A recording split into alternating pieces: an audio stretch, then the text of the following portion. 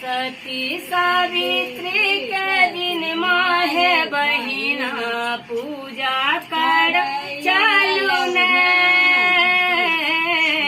सती सावित्री के दिन माहे बहिना पूजा कर चलू ने। पूजा कर चलू बड़तर शुभ करू पूजा कर चलू बड़तर शुभ चलू।